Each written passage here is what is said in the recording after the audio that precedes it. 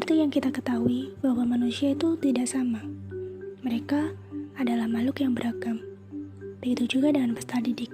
Mereka memiliki beragam karakteristik, termasuk gaya belajar, motivasi, dan latar belakang yang berbeda.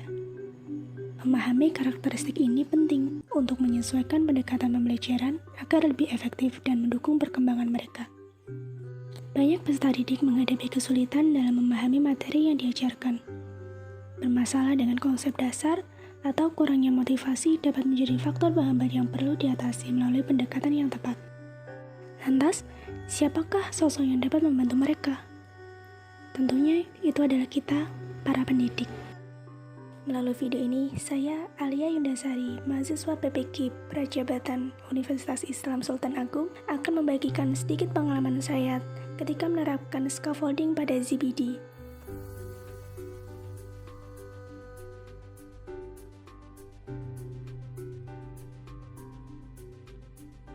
Scaffolding merujuk pada metode pengajaran yang memberikan dukungan berjenjang kepada peserta didik.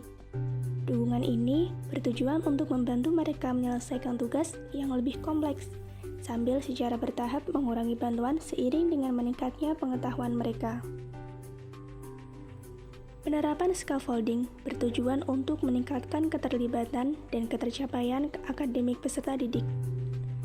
Metode ini dirancang untuk membantu peserta didik menemukan cara belajar yang lebih efektif dan mengembangkan kepercayaan diri dalam menyelesaikan masalah. Konsep ini berfokus pada pemberian dukungan sementara kepada siswa untuk mencapai tujuan pembelajaran. Kemudian, kita akan beralih kepada ZBD. Apa itu ZBD? Zone Proximal Development adalah konsep yang dikembangkan untuk menggambarkan area antara kemampuan mandiri peserta didik dan kemampuan yang dapat dicapai dengan dukungan. ZBD menekankan pentingnya interaksi sosial dalam belajar. ZBD memiliki kegunaan dalam pembelajaran, yaitu sebagai panduan bagi pendidik untuk merancang pembelajaran yang sesuai dengan tingkat kemampuan peserta didik. Dengan memahami ZBD, pendidik dapat memberikan dukungan yang tepat, mendorong kolaborasi, dan meningkatkan pemahaman melalui pengalaman yang relevan.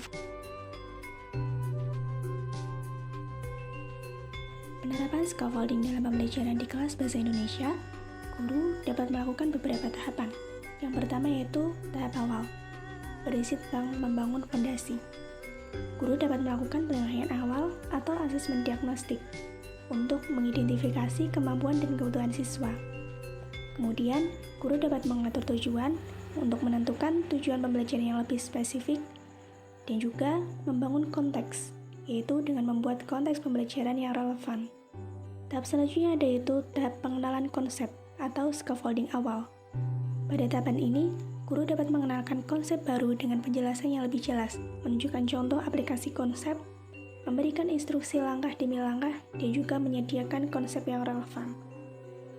Dalam kerangka panduan scaffolding, kita mengenal adanya sense making atau logika, di mana kerangka ini membantu siswa memahami konsep dengan logika dan konteks, yang menghubungkan pengetahuan baru dengan pengalaman sebelumnya. Misalnya, pada pembelajaran Bahasa Indonesia kelas 11 tentang menulis cerpen, siswa sudah memiliki pengetahuan apa itu cerpen pada jenjang sekolah yang sebelumnya, yaitu pada jenjang SMP. Pada tahap ini, guru dapat menyatukan pengetahuan yang mereka dapatkan ketika berada di SMP dengan pengetahuan baru ketika mereka mempelajari tentang menulis cerpen di jenjang kelas 11. Dalam menghubungkan pengetahuan ini, guru dapat menggunakan alat bantu scaffolding berupa mind mapping, diagram konsep, grafik organisasi. Yang ketiga yaitu tahap penerapan konsep atau scaffolding lanjut. Tahapan penerapan konsep berisi tentang pemberian tugas, di mana guru memberikan tugas yang menghubungkan aplikasi konsep. Selain itu, guru juga melakukan bimbingan yang dilakukan secara inklusif baik secara kelompok maupun individu. Pada penerapan konsep, peserta didik dapat dikelompokkan sesuai dengan karakteristik mereka. Melakukan kolaborasi dengan teman sebaya dapat memunculkan sudut pandang yang berbeda antara rekan, sehingga siswa dapat berbagi pengalaman, melakukan sharing, dan melakukan tutor sebaya. Tahap selanjutnya yaitu ada tahap pengembangan kemandirian atau scaffolding akhir. Pada tahapan ini, guru mengurangi bimbingan dan juga umpan balik, memberikan kesempatan untuk merefleksikan proses pembelajaran, dan mengakui kemandirian siswa dalam menerapkan konsep. Pada bagian ini pula, guru juga menilai kemajuan siswa. Tahap yang terakhir yaitu tahap evaluasi dan refleksi. Pada tahapan evaluasi, guru menilai efektivitas dari scaffolding yang ia gunakan, apakah strategi yang digunakan telah efektif ataupun sebaliknya. Guru juga melakukan refleksi proses pembelajaran, baik kepada diri sendiri maupun dengan peserta didik. Scaffolding dapat meningkatkan motivasi belajar.